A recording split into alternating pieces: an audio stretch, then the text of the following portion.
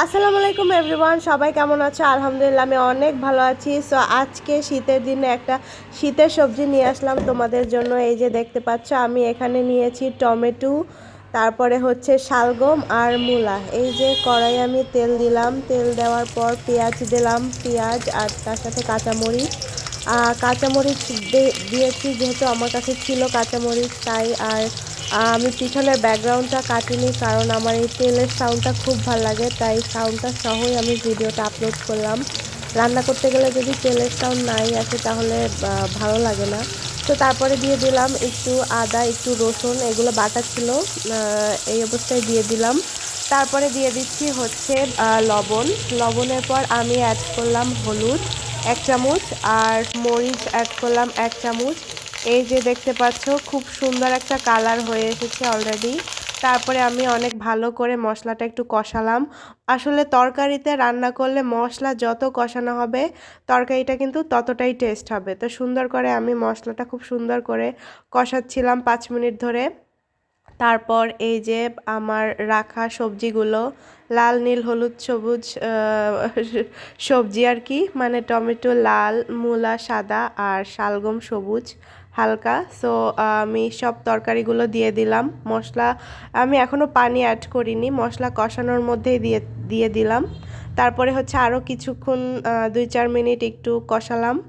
কষানোর পর মোটামুটি 2 মিনিট পর আমি পানি অ্যাড করলাম, 1 কাপ পানি অ্যাড করেছি। এই যে পানি অ্যাড করে তারপরে একটু ভালোভাবে নাড়াচাড়া করলাম। নাড়াচাড়া করে এই যে এখন আমি একটু ঢেকে দিব 5 মিনিটের জন্য।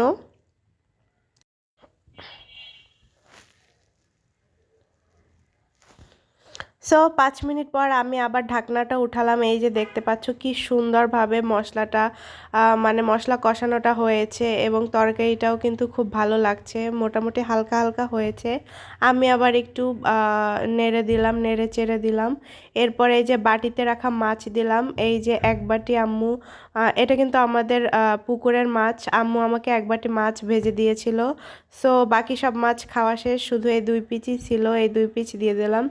এটা যে কি মাছ আমার ঠিক মনে নেই, কিন্তু এটা আমাদের বাড়ির পুকুরের মাছ, এটা মনে আছে। দেওয়ার পর ভালো করে নেড়েচেড়ে ঢাকনা দিয়ে দিয়েছিলাম। তারপর আবার 5 মিনিট পর উঠালাম। এই যে একদম ধোয়া এসে গেছে, আর মাছটা কিন্তু অলরেডি হয়ে গেছে খুব সুন্দরভাবে, তরকারিটা হয়ে গেছে। তারপর একটু নাড়াচাড়া করলাম অল্প একটু।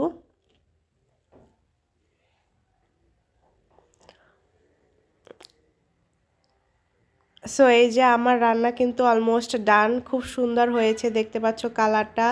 সো রান্না করার পর এই যে ফাইনাল লুকটা কিন্তু খুব ভালো এসেছে। যদিও হালকা একটু তেল বেশি হয়েছে, বাট আমার হালকা একটু তেল খেতে মন চাইছিল, তাই একটু বেশি তেল দিয়েছিলাম। আর এই যে আমি এখন খাবো। আসলে শীতের রাতে সবজি খাওয়ার কিন্তু মজাই আলাদা। আর আমি তো চেষ্টা করি, যেহেতু রাতে ভাত খাই না, সো চেষ্টা করি রেগুলারলি 1 বাটি সবজি খাওয়ার। এই যে দেখতে পেয়েছো আমি 1 বাটি সবজি নিয়ে বসেছি, আর তার সাথে মাছ। রাতে তো একদমই ভাত খাই না, মাঝে মাঝে রুটি খাই, বাট আজকে রুটিও করিনি, আজকে শুধু খালি 1 বাটি সবজি খাবো। এই যে 1 বাটি সবজি নিলাম। সবজিটা কিন্তু আসলে খুব মজা হয়েছে, আমি খেয়েছিলাম।